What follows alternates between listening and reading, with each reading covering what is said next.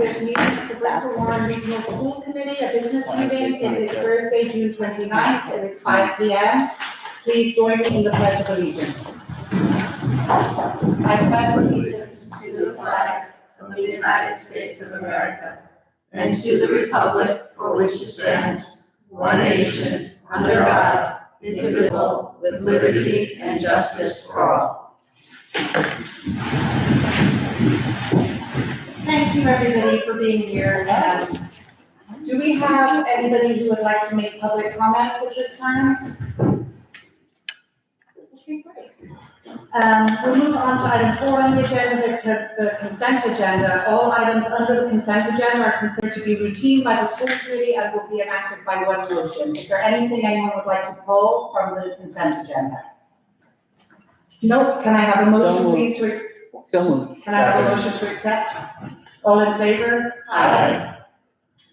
Okay, the only item on our discussion and or action items today is a vote on the recommendation from the school building committee to build a new high school or renovate the existing building. Can I have a motion? So moved. Second. We need a motion, first of all. Adam? Yes, I can make a motion. A motion to build a new high school based on the cost, schedule, and academic implications as recommended by the building committee. Second. Discussion. Chad, we'll hand off to you now, if that's okay. Sounds good, thank you. I'll go through pretty quick, as I know most of the people in this room sat with us for a few hours this morning and went through nearly 80 slides, so we're gonna make this one quick, I promise. So the stage 2 progress update since the last time, the school committee met, a lot of items have happened, a lot of outreach activities, weekly coordination meetings have continued, programming meetings have continued, integrated design session number 1, which focused on sustainability, has occurred, so a lot of things have happened in the past few weeks, and then looking forward, again, very busy schedule for the next several weeks.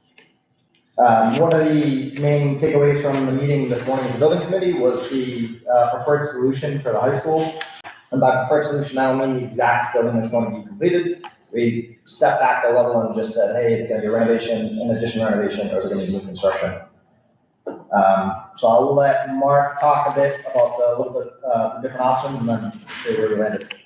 Sure. So one of our founding assumptions here is that not only are we building a new high school, but we're maintaining any of the facilities that are existing on the high school site. So this is just a kind of an inventory of what exists on the site in addition to the school and the parking. There are 6 tennis courts, there's a track and field, there's 2 multi-use fields, a football practice field, a softball, and an area for throwing events for track and field.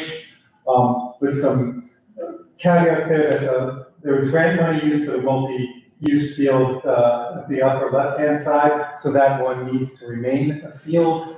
The track and field needs some improvements, the others were renovated, but the main track and field is not quite to regulation size. We took that into consideration in the options. So we looked at a renovation option, and we presented this. One of the challenges to renovation is, of course, that we have to phase it during the school year. It's not something we can do just over summers. So looking at quantities of school that we could phase at a time while still maintaining the school, it winds up being at least 4 phases with 2 or 3 phases, sub-phases within those, which would take at a minimum, I think, 4 years. We looked at 4 options. We presented 4 options. Amongst those, one of them was to keep the existing gym because the existing gym is slightly larger than what would be supported by RIDE given the projected enrollment.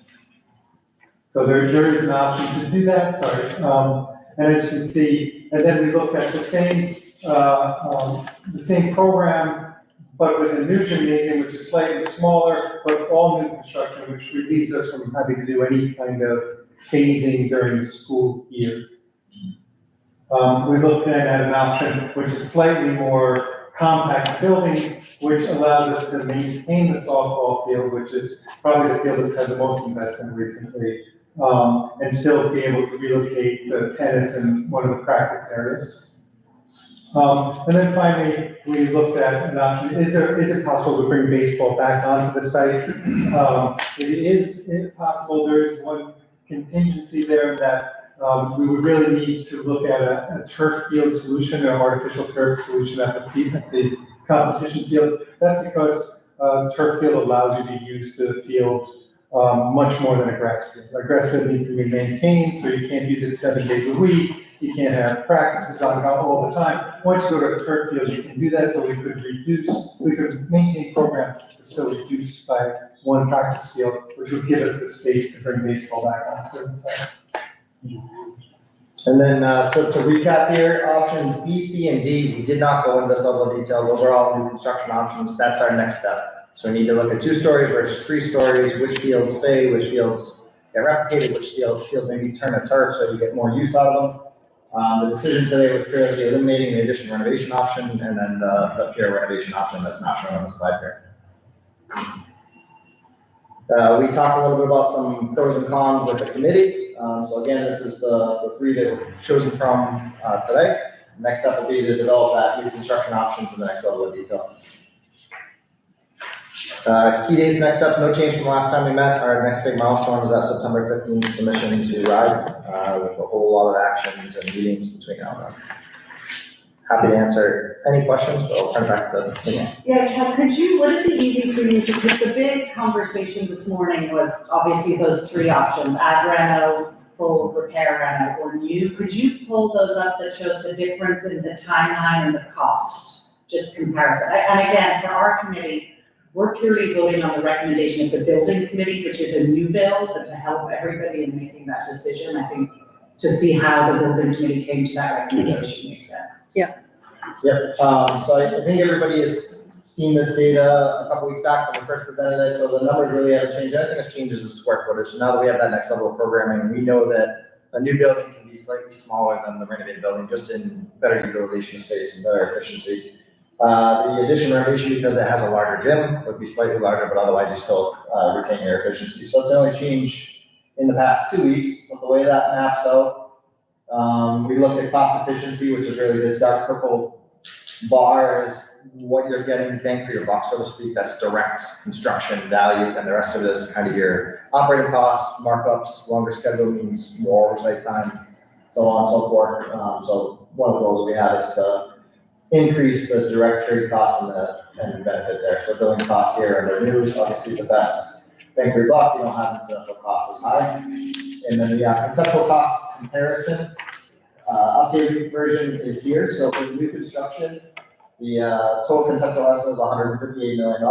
The addition renovation was $167 million, and then the renovation was $152 million. So all clocked in pretty close because of a whole bunch of constraints. So the addition renovation, you have things, needs for things like swing space, modular classrooms that need to be set up, lots of moves back and forth.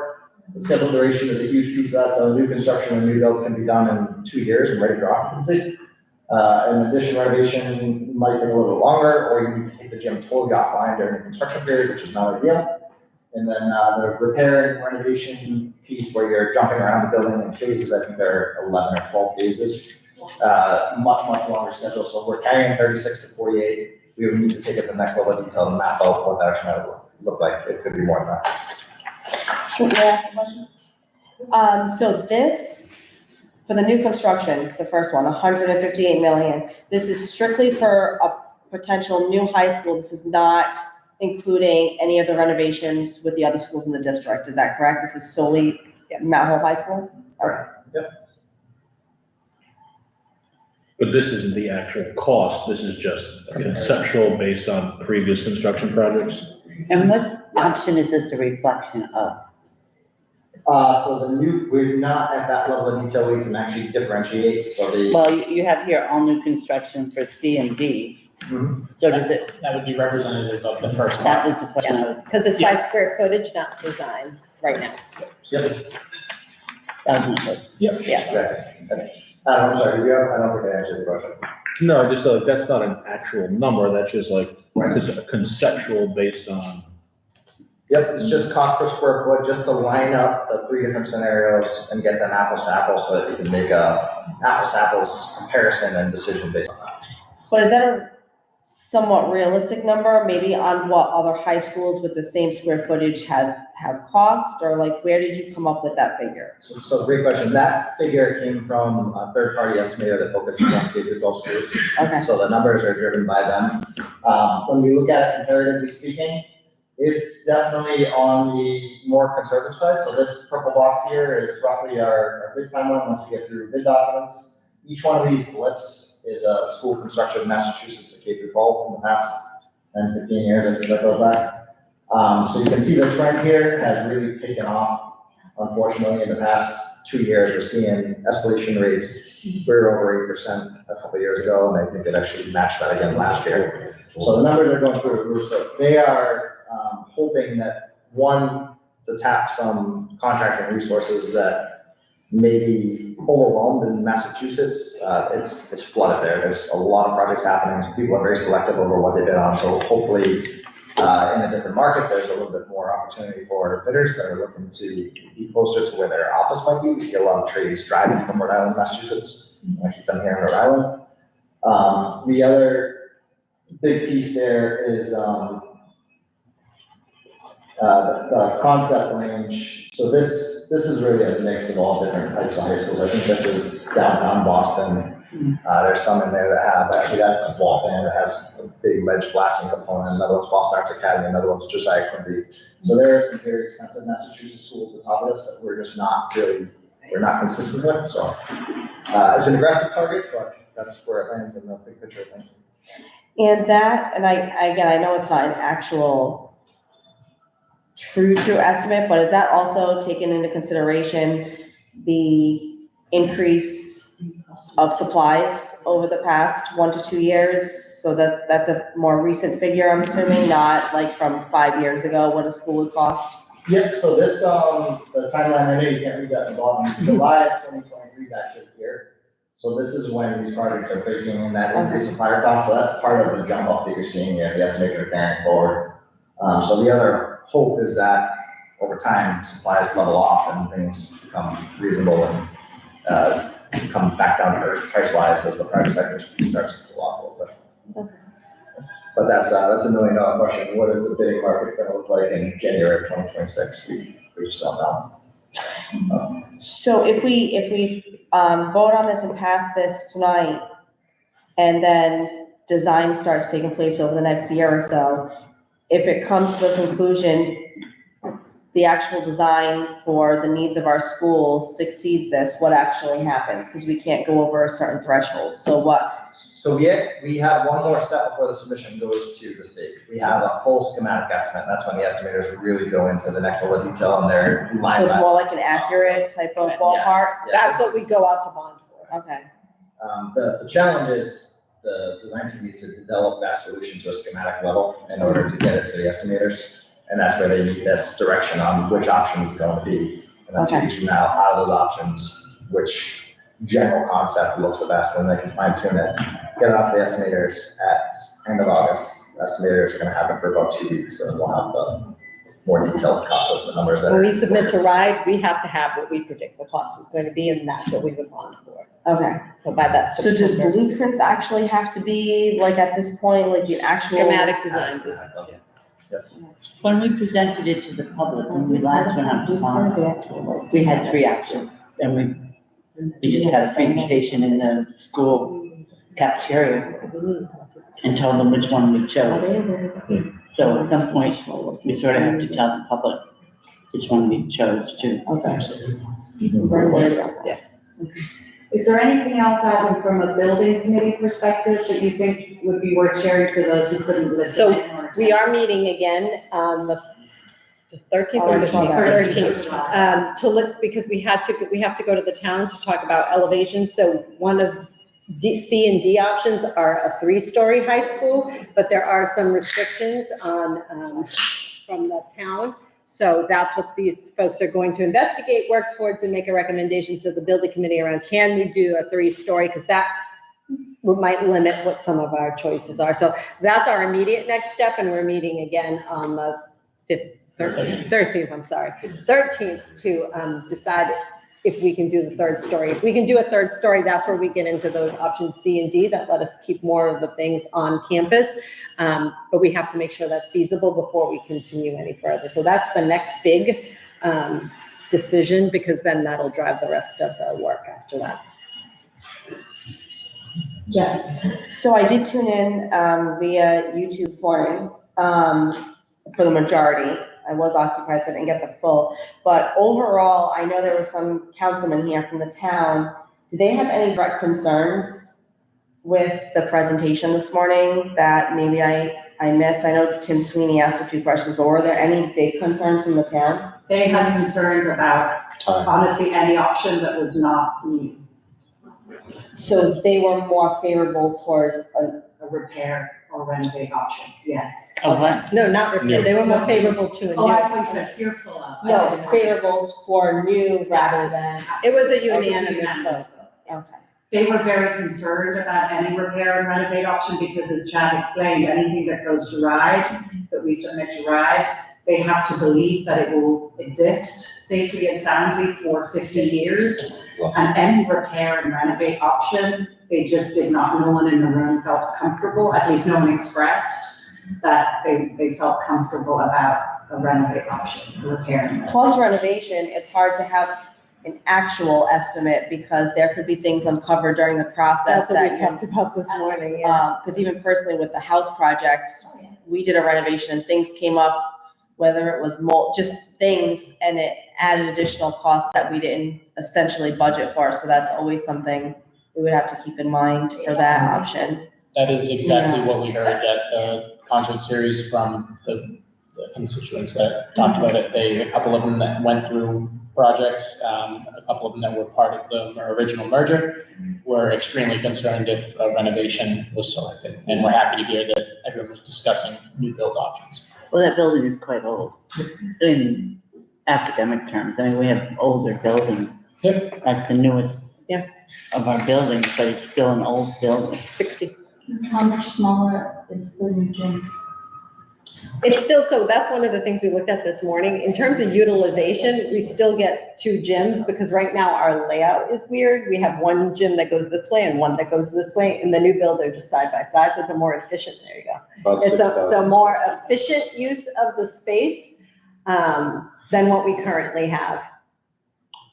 And that doesn't limit you to a decision to build something larger. It just means that that is projected as what RIDE would participate in. So once we get our final cost, if we decide, so if it comes in, like, this is not the real Yeah, numbers, but if it comes in at like 160 and we decide, well, all right, 160 is for the new high school and we want to dedicate, what is it, 12 million or something that gets the elementaries, does all our 1s and 2s off that list. And it's gonna cost 5 million to make this bigger. Do we want to spend 5 million here or do we want to put 5 million? You know, we have to think about those options and where you want to put your money, because it looks like we'll make that choice. We can make that afterwards. You just don't get reimbursement on it. Yeah, right. So this is the reimbursable size. But programmatically, Michelle, myself, I did share this with Christy. We don't feel like we're losing anything programmatically for kids. The option of having all the fields on site also made the athletic director really happy. I'm just gonna throw it out there. When I showed her this, I showed her the 4 options, and the idea of having baseball on site was like, she's like, oh my God, can we do this? And I'm like, well, that's not how we're gonna decide, but it would be great if we could have everything on site. But programmatically, we don't lose anything by going to that size. And in the smaller size, by pulling in extra seating, we can still fit the entire school community in the gym if we need to, which is important to know. And I'm sorry, Karen. I just have one more question about the, 50 years and everything. I'm not expecting, you to back up the work for 50 years, but what kind of work guarantee do we have? How many years? I mean, if something happens, you guys can It's fix it. system by system, so it's tied up to a contract and the individual subcontracts. Generally, the overall kind of, if you buy a car, the bumper to bumper warranty is that it's a 1-year period in construction. Certain systems like your roofing will look at cost, so the standard roof is 20 years, but there's an option to increase it to 25 year or even 30 year. So it's system by system, they each have a cost associated, same thing, mechanical systems or compressors, things like that, so, A 50-year building would be with proper maintenance and taking care of it over time, that the building, if you're taking the upkeep, that building should last 50 or more years. So it's not that the building, you don't do anything, it sits there, it lasts 50. It's maintenance and preventative maintenance. Right, and that's part of what RIDE builds into what they review, is that we are using quality, but like things have to meet a certain standard, like you can't just build it out of cardboard, they wouldn't fund that. Like they're looking at you're meeting the minimum standards for everything, and then that's why we have PMA to make sure we get what we want out of that and get a quality building that'll last us for 50+ years. and that's that balancing act too, we looked at the costs between the different projects, we could write a contract, you have a 10-year full warranty on it, but we're gonna get numbers that are crazy through the roof, because they just order the goods. So we have to be consistent with what the rest of the industry is doing. This is, I probably should have said this earlier, two things. We didn't bring the baseball field to the high school because we knew we needed more practice fields for the students. Mhm. So if we bring a baseball field back to the high school, we eliminate one of those practice fields. That's why we said if we do that, we have to make this a turf field, because then you can use it. And the other issue is this throwing field, which is really a joke. I don't know what you mean. Oh, It's well, not the it right- used to be over here. Where the multipurpose field is now. Yes, and the residents didn't want it. And we had purchased the cage for $40,000 and nobody wanted to return the cage. And the reason they didn't want it was because of parking, but they were worried that throwing the hammer or whatever would hit somebody, even though the cage is made to come on. So they moved it over here where it's much more dangerous in its throwing capacity than it was where it was before. And I wonder at what point do we really have enough students who are doing field events to even have that?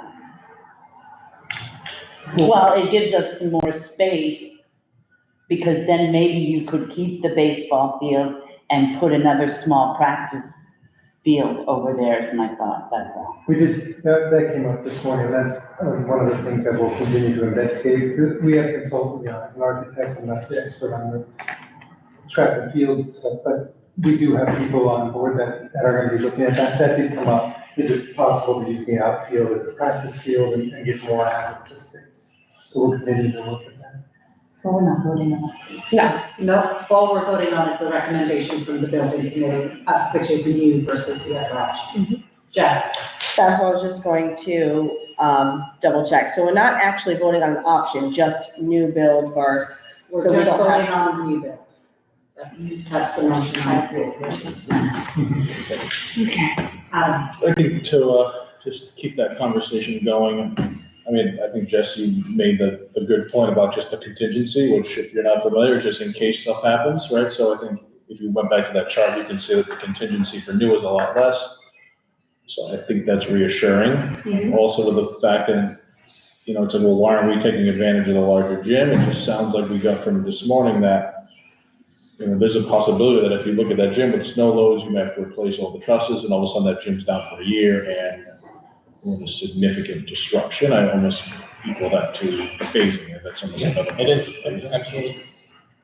Yeah, that Jim's not. Yeah, I agree that there's gonna be a lot more that the group will have to provide as far as the design, but I personally think they came up with a thoughtful design for new, and taking into some of the our recent investments, like almost, I'll consider securing the perimeter a little bit with remaining fields so that, I think the neighbors are important here, and I know we're gonna have those conversations, but I think that's a great idea, and just trying to keep it as well off of Chestnut Street, I think I'm happy to see that. And out of the wetlands, that's the huge thing about new, is that we're moving it out of the wetlands. Right.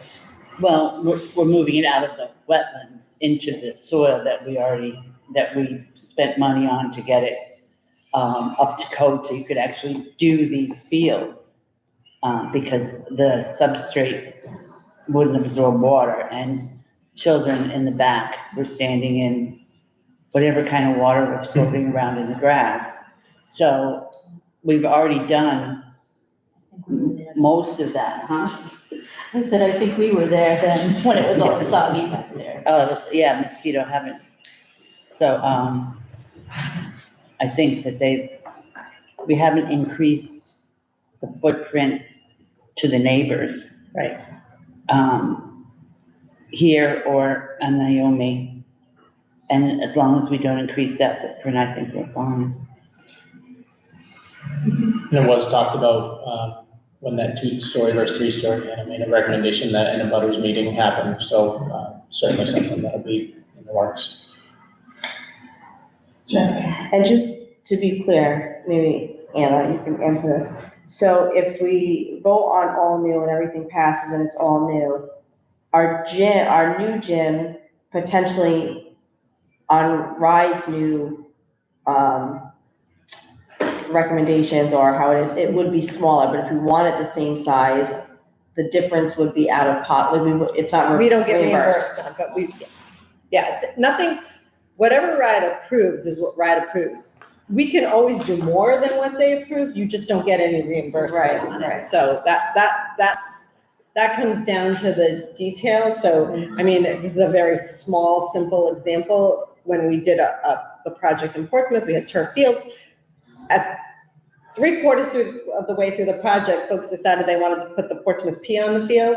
Well, I was not gonna get reimbursed, and that was $10,000, and the committee had to decide, do we wanna spend the extra 10,000 or not? It's there, so yes. But those are things that are add-ons that we would have to decide. And it might be that when we look at the cost of it, we might say, it doesn't make sense to make it bigger. This is appropriate size. We don't need to spend the money here. We would rather spend the money on another building or a different space. So I think we have to kind of see how the rest of it plays out and prioritize. If we're going to spend more than we've laid out, where is it that we want to put that money? Well, you can get, when you give it to RIDE, you give them options, or do you give them everything and they take out the fluff? But they consider to be the fluff, Your like, proposal, yeah, we give them a proposal and then they take their regulations, guidelines. right, because they used to and always take air conditioning out, for example, that was something they weren't gonna pay for. Yeah. So that's what I'm talking about, are you including all this stuff, or are you making them biddable options? So it's a little more simple now the way they do it, they just purely base cost per square foot, so they'll give you $589 a square foot Okay, to use as you see fit. okay, all right, thanks. And then there's other certain ineligibles that they clearly mark out above and beyond, so that's. Well, the other- I mean, I know that. Yeah. They don't pay for fields either, They do as part of the whole project. Hmm? They will as part of the whole project. as part of the whole project, but not as part. Any other questions on the motion on the floor? No. Okay, so the motion on the floor is to build a new high school based on the cost schedule and academic implications as recommended by the building committee. I have a second, all in favor? Anyone opposed? The motion passes. Thank you all. Can I have I a move we motion to adjourn? Second. All in favor? That's